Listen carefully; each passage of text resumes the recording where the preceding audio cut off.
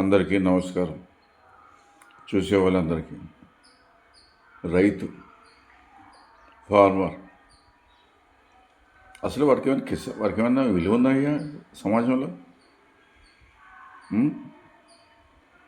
ఎవరైనా విలువిస్తున్నారు అతనికి? కలెక్టర్ గారికి అపాయింట్మెంట్ అడిగితేమో రిటర్న్గా రాసినా కూడా అపాయింట్మెంట్ ఎవరు?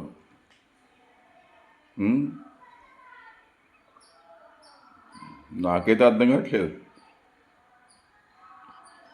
దౌర్భాగ్యం. వాళ్ళ పిల్లలు కూడా కొడుకు కూడా పిల్లలను కూడా ఎవరు ఇవ్వట్లేదు. ఎందుకంటే మంత్లీ శాలరీ లేదు, నెలకి ఎంత జీతం వస్తుందో తెలియదు.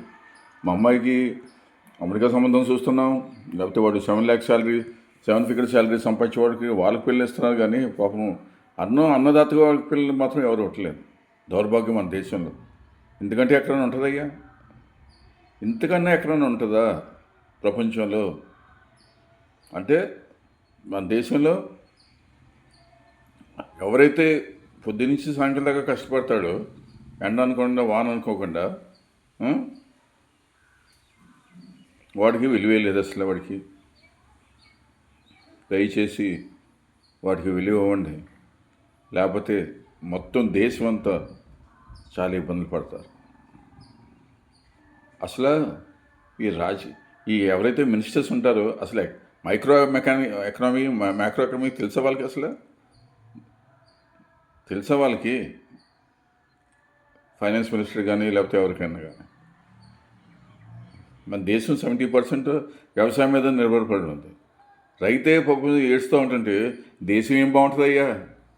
దేశం ఏం బాగుంటుంది చెప్పండి ప్రేక్షకులు? మీరు అందరూ చూస్తున్నారు కదా వీడియో, యూట్యూబ్లో చూడండి.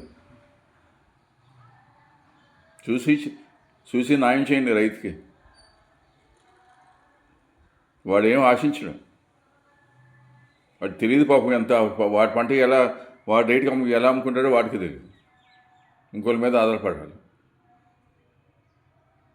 దయచేసి వాడికి విలువ ఉండయ్యా. అది. ధన్యవాదాలు.